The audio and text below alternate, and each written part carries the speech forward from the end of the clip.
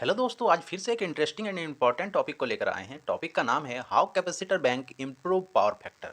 तो दोस्तों, आप जानते हैं कि हमारे सब स्टेशन और इंडस्ट्री में कैपेसिटर बैंक लगाया जाता है।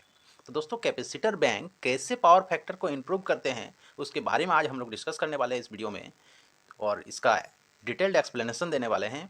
तो अभी तक अगर आप इलेक्ट्रिकल कंसेप्ट चैनल को सब्सक्राइब नहीं किए हैं तो चैनल को सब्सक्राइब कर दें और बेल बटन को क्लिक कर दें, ताकि आपको इसी तरह इन्फॉर्मेटिव वीडियो का नोटिफिकेशन मिल पाए। तो दोस्तों, आज हम लोग का क्या क्या टॉपिक, हम लोग का पॉइंट क्या क्या हम लोग डिस्कस करने वाले हैं कि कैपेसिटर बैंक क्यों लगाया जाता है। सेकंड पॉइंट, कैपेसिटर बैंक किस तरह का पावर डिलीवर करता है, क्या यह एक्टिव पावर डिलीवर करता है या रिएक्टिव पावर डिलीवर करता है। थर्ड पॉइंट, कैपेसिटर बैंक कैसे पावर फैक्टर को इम्प्रूव करते हैं, आखिर कैपेसिटर बैंक जब लगाते हैं तो कैसे पावर फैक्टर को इम्प्रूव करते हैं। फोर्थ पॉइंट आपका, पावर फैक्टर कितने प्रकार के होते हैं। फिफ्थ पॉइंट, लोड कितने प्रकार के होते हैं। तो दोस्तों, अगर इन सारे क्वेश्चन का जवाब अगर आप अच्छी तरह से दे पाते हैं और इस सारे क्वेश्चन का अगर आपके पास आंसर हो, तो दोस्तों आप इस क्वेश्चन को, जो how capacitor bank improve power factor, इस क्वेश्चन का बेहतरीन ढंग से आप बता पाओगे किसी को भी, या कोई भी इंटरव्यू रहा तो वहाँ पे आप इजीली इसको एक्सप्लेन कर पाओगे। तो हम लोग एक एक करके सबको एक्सप्लेनेशन देने वाले अभी। तो आइए दोस्तों, हम लोग बात करेंगे हमारा इलेक्ट्रिकल लोड्स कितने प्रकार के होते हैं, मतलब types of electrical load. Electrical load अगर पता चल जाएगा तो फिर हम लोग पावर पे जाएंगे। तो सबसे पहले हम लोग बात करेंगे इलेक्ट्रिकल लोड। तो हमारा इलेक्ट्रिकल लोड जनरली हमारे तीन प्रकार के होते हैं। क्या क्या होते हैं, तो जैसे कि आप लोग डिस्प्ले में देख, फर्स्ट क्या होता है आपका रेजिस्टिव लोड, मतलब वैसा लोड जो आपका रेजिस्टेंस रिलेटेड अगर लोड है तो उसको क्या बोलेंगे हम लोग, रेजिस्टिव लोड। मतलब ऐसा लोड जो जिसका उपयोग हम लोग अगर इक्विपमेंट में करते हैं, जिसका हीट का यूज़ करते हैं, उसको क्या बोलेंगे हम लोग, इलेक्ट्रिकल लोड। जैसे हीट रिलेटेड, अगर दोस्तों आपको टोस्ट मेकर देखे होंगे, टोस्ट जिसमें आप पकाते हो, वो क्या होता है दोस्तों, वो हीट प्रोड्यूस करता है। मतलब वो किस तरह का लोड है, आपका रेजिस्टिव लोड है। आप देखे होंगे पहले का जो येलो टाइप का बल्ब होता है, जो आपके दोस्तों फिलामेंट गर्म होता है और उससे क्या होता है, लाइट ग्लो करता है, जो आपके घर में पुराने बल्ब होते थे। अभी तो एलईडी बल्ब में आ गया है, तो उसको हम लोग ना बात करते हैं। तो जो जो पहले जो बल्ब होता था, जो येलो टाइप का जलता था, वो क्या होता था, आपका रेजिस्टिव लोड। ये एग्जांपल जो देख पा रहे हैं, ये क्या था, आपका रेजिस्टिव लोड। अब हम लोग बात करेंगे इंडक्टिव लोड के बारे में। और रेजिस्टिव लोड का दोस्तों, हम लोग का रेजिस्टेंस, रेजिस्टिव का आपका यूनिट क्या होता है, ओम्स में हम लोग मेज़र करते हैं। मतलब जो इक्विपमेंट अगर ओम्स रिलेटेड है, मतलब उसका यूनिट ओम्स में है, तो वो आपका रेजिस्टिव लोड में क्या जाएगा, जाएगा वो। सेकंड बात करेंगे लोड टाइप का, इंडक्टिव लोड। इंडक्टिव लोड किसको बोलते हैं, तो वैसा लोड जिसमें कॉयल हो, मतलब आपका इलेक्ट्रिकल एनर्जी मैग्नेटिक फील्ड के फॉर्म में अगर स्टोर होता है, तो वैसे लोड को हम लोग क्या बोलेंगे, इंडक्टिव लोड। और वही इंडक्टिव लोड का यूनिट क्या होता है हमारा, हेनरी होता है, जैसे कि यहाँ पे देख पा रहे हैं। इंडक्टिव का यूनिट, इंडक्टिव लोड को या इंडक्टिव इंडक्टेंस को हम लोग किस में मेज़र करते हैं, हेनरी में मेज़र करते हैं। तो इसका एग्जांपल आपका फ़ैन हो गया, मोटर हो गया, आपका डिफरेंट डिफरेंट जितने भी आपके मोटर होगी, वो इंडक्टिव लोड में जाएगा। थर्ड क्या होता है आपका, कैपेसिटिव लोड। मतलब वैसा लोड जो कैपेसिटेंस से रिलेटेड हो, मतलब कैपेसिटिव, जो ऐसा लोड जो आपका इलेक्ट्रिकल एनर्जी अगर स्टोर होता है, वो इलेक्ट्रिकल एनर्जी आपका मैग्नेटिक फील्ड में ना होके इलेक्ट्रिक फील्ड के फॉर्म में अगर स्टोर होता है, तो उसको हम लोग क्या बोलते हैं, कैपेसिटिव लोड। तो ये रहा आपका लोड का डिस्क्रिप्शन, कि हमारा लोड तीन प्रकार के होते हैं, resistive load, inductive load and capacitive load. अब हम लोग बात करेंगे, हम लोग पावर किसको बोलते हैं। अगर अब पहले हमको पता चल गया कि लोड कितने प्रकार के होते हैं, अब हम लोग पावर पे जाते हैं। तो पावर क्या होता है, तो पावर के लिए हम लोग नेक्स्ट फिगर में देखते हैं। तो जनरली हमारा पावर क्या होता है, एपेरेंट पावर इक्वल टू क्या होता है, active power plus reactive power. Okay. तो दोस्तों, एक्टिव पावर किसको बोलते हैं, रिएक्टिव पावर किसको बोलते हैं, और एपेरेंट पावर किसको बोलते हैं। तो इस फिगर में जैसे कि आप लोग देख पा रहे हैं, इस फिगर में ये दोस्तों एपेरेंट पावर है, एक्टिव पावर और रिएक्टिव पावर का कम्बिनेशन है। मतलब under root S equal to अगर निकालेंगे, तो under root active power, active power को हम लोग किस चीज़ से डिनोट करते हैं, पी से, पी स्क्वायर प्लस जे क्यू स्क्वायर। क्यू किसको हम लोग मेंशन करते हैं, रिएक्टिव पावर। तो ये रहा दोस्तों पावर का तीन component, apparent power, active power, reactive power. मतलब एपेरेंट पावर इक्वल टू क्या होता है, आपका एक्टिव पावर और रिएक्टिव पावर का कम्बिनेशन है। ओके, अब हम लोग बात करेंगे पावर फैक्टर के बारे में कि पावर फैक्टर किसको बोलते हैं। तो पावर फैक्टर हमको बोलते हैं, हमारा रेशियो होता है आपका एक्टिव पावर और एपेरेंट पावर का। ओके, मतलब पावर फैक्टर मतलब क्या हो गया दोस्तों, आपका active power bye apparent power को अगर आप रेशियो निकालेंगे तो उसी को क्या बोलेंगे हम लोग, पावर फैक्टर। दूसरा पॉइंट, पावर फैक्टर किस चीज़ का इंफॉर्मेशन देता है। पावर फैक्टर आपको इंफॉर्मेशन दे देता है कि आपके सिस्टम में कितना आपका एक्टिव लोड है, मतलब इंडक्टिव लोड है कितना, आपका रेजिस्टिव लोड है कितना, और आपका कैपेसिटिव लोड है कितना। मतलब power factor gives the information about the nature of load. अब हम लोग बात करेंगे कि कैपेसिटर किस तरह का आपका पावर डिलीवर करता है और इंडक्टर किस तरह का पावर डिलीवर करता है। तो सबसे पहले आप लोग जानेंगे कि जो इंडक्टिव लोड होता है, इंडक्टिव लोड हमेशा रिएक्टिव पावर डिलीवर करता है, लेकिन वो रिएक्टिव पावर का लैगिंग इन नेचर होता है। और दूसरा जो आपका रिएक्टिव पावर डिलीवर करता है, ऑलरेडी कैपेसिटेंस भी आपका रिएक्टिव पावर का डिलीवर करता है, लेकिन कैपेसिटेंस का जो रिएक्टिव पावर डिलीवर करता है उसका नेचर होता है लीडिंग इन नेचर। मतलब आपका इंडक्टिव लैगिंग है और कैपेसिटेंस लीडिंग है।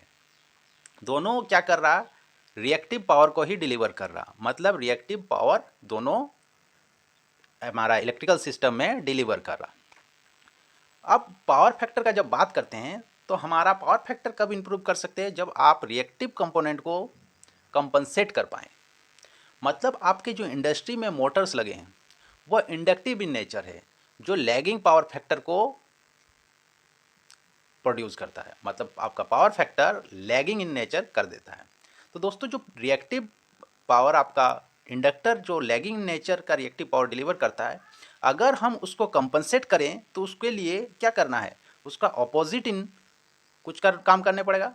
मान लीजिए आप एक ब्लॉक है, मान लीजिए यहाँ पे एक बड़ा सा पत्थर है, ब्लॉक है, और इस ब्लॉक को अगर आप धकेलना चाह रहे हो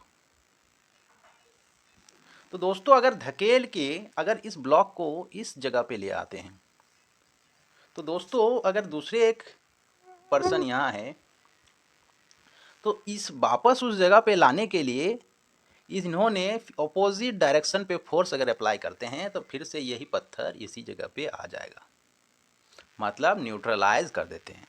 तो इसी तरह क्या होता है, कैपेसिटर बैंक जो होता है वो तो रिएक्टिव पावर डिलीवर करता है लेकिन लीडिंग इन नेचर रहता है।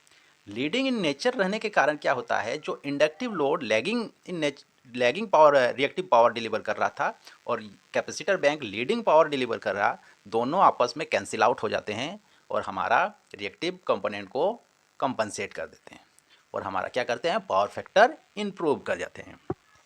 तो ये रहा आपका कैपेसिटर बैंक कैसे इम्प्रूव करता है पावर फैक्टर को। अब बात क्वेश्चन यहाँ पे आया कि आपका कैपेसिटर बैंक दिखता कैसा है। तो जैसे कि फिगर में देख पा रहे हैं ये है कैपेसिटर बैंक।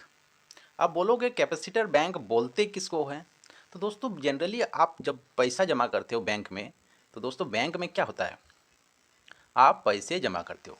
तो दोस्तों पैसा जमा करते हो तो मतलब क्या, बैंक के पास ह्यूज अमाउंट ऑफ मनी है, मतलब ह्यूज अमाउंट ऑफ मनी है, इसीलिए उसको हम लोग क्या बोलते हैं, बैंक बोलते हैं। उसी तरह एक जगह पे कई सारे कैपेसिटेंस को कनेक्शन करके रख देते हैं तो उसका नाम हम लोग क्या बोलते हैं, कैपेसिटर बैंक। पैसा का बैंक जहाँ पैसा ज़्यादा हो, कैपेसिटर का बैंक मतलब कैपेसिटर ज़्यादा हो, जिसको आपस में हम लोग कनेक्ट करके रखते हैं। अब सारे कैपेसिटेंस का कनेक्शन आपका होता है पैरेलल इन नेचर। मतलब सारे कैपेसिटेंस जो भी लगे हुए रहते हैं आपके इंडस्ट्री में वो कैसा कनेक्शन किया हुआ रहता है, पैरेलल इन नेचर, मतलब पैरेलल किया हुआ रहता है, जैसे कि इस फिगर में भी आप लोग देख पा रहे हैं। तो दोस्तों कैपेसिटर बैंक पैरेलल ही क्यों कनेक्शन किया गया, इसके बारे में भी जान लेते हैं अभी।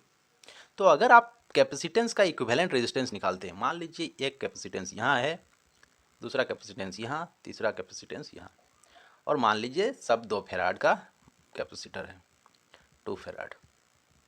तो दोस्तों जब हम लोग इसका इक्विवेलेंट रेजिस्टेंस निकालते हैं सी इक्विवेलेंट मतलब टोटल अगर हम लोग निकालेंगे इक्विवेलेंट तो क्या करेंगे 1/2 प्लस 1/2 प्लस 1/2 मतलब टोटल हमारा कैपेसिटेंस आपका इक्विवेलेंट कैपेसिटेंस क्या हो जाएगा,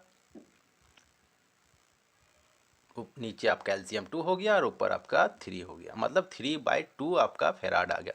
मतलब एक पर्टिकुलर कैपेसिटेंस से भी दोस्तों आपका इक्विवेलेंट जो कैपेसिटेंस आ गया वो आप गया आपका कम आ गया। ये तो रहा आपका सीरीज कनेक्शन करने का फ़ायदा कि आपका क्या हो जा रहा कि एक कैपेसिटेंस का वैल्यू से भी कम वैल्यू मिल जा रहा था। तो दोस्तों फिर हम लोग इतना कैपेसिटर क्यों लगाएंगे जब सिंगल कैपेसिटेंस से भी कम वैल्यू अगर मिल जाए आपको, फिर इतना सारा कैपेसिटेंस लगा के पैसा का वेस्टेज क्यों करना है। इसीलिए हम लोग क्या करते हैं पैरेलली कनेक्शन करते हैं कैपेसिटेंस का। अब हम लोग देखते हैं पैरेलल कनेक्शन करने पे क्या फ़ायदा होता है। मतलब एक कैपेसिटेंस अगर यहाँ लगाते हैं, दूसरा कैपेसिटेंस यहाँ लगाते हैं, तीसरा कैपेसिटेंस यहाँ लगाते हैं और तीनों को हम लोग क्या करते हैं पैरेलल करते हैं। अब जब पैरेलल कर देते हैं तो आर सी इक्विवेलेंट अगर निकालते हैं मतलब कैपेसिटेंस टोटल कितना हो गया, मान लीजिए साहब दो फेराड का है, दो फेराड का है। अब जब सी इक्विवेलेंट निकालेंगे कैपेसिटर इक्विवेलेंट तो सिंपल एल्जेब्रिक सम होता है आपका पैरेलल केस में, मतलब 2 + 2 + 2 टोटल 6 फेराड। तो यहाँ देखिए हमने 3 कैपेसिटर लगाया और हमारा कैपेसिटेंस का जो इक्विवेलेंट वैल्यू है 6 फेराड आ गया। तो यहाँ पे हमारा फ़ायदा हुआ। इसीलिए हम लोग इंडस्ट्री में हो या सब स्टेशन हो वहाँ पे जो कैपेसिटर बैंक लगाते हैं वो हमेशा पैरेलल लगाते हैं। और पैरेलल कैसे करते हैं, सारे कैपेसिटर को हम लोग डेल्टा में कनेक्टेड करते हैं जो ऑटोमेटिकली पैरेलल बन जाता है, जिस पैरेलल करके हम लोग कनेक्शन करते हैं। और जितना आपका पावर फैक्टर जो लैग कर रहा था उसको कंपनसेट करते हैं, उसी के हिसाब से कैपेसिटर को डिलीवर करके कैपेसिटर को आपको एक्टिव करके और हमारा पावर फैक्टर को इम्प्रूव कर देते हैं। तो ये रहा आपका कैपेसिटर बैंक लगाने का क्या प्रॉफिट है और क्यों लगाते हैं इसके बारे में हम लोग आज जानें।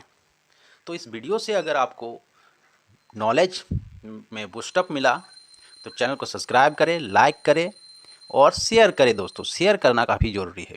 एक ही चीज़ का डिमांड है आपसे कि वीडियो को ज़्यादा से ज़्यादा शेयर करें ताकि हमको और मोटिवेशन मिले और इसी तरह इम्पोर्टेंट कंसेप्ट को लेके, इम्पोर्टेंट टॉपिक को लेके आपके सामने आएंगे ताकि आपको इंटरव्यू हो या कहीं जॉब कर रहे हो या कहीं दोस्तों आप स्टडी कर रहे हो तो वहाँ आपको कंसेप्ट बिल्डअप हो अच्छा से और आपको उसको क्लियरिफाई करने के लिए आप सक्षम हो जाएं।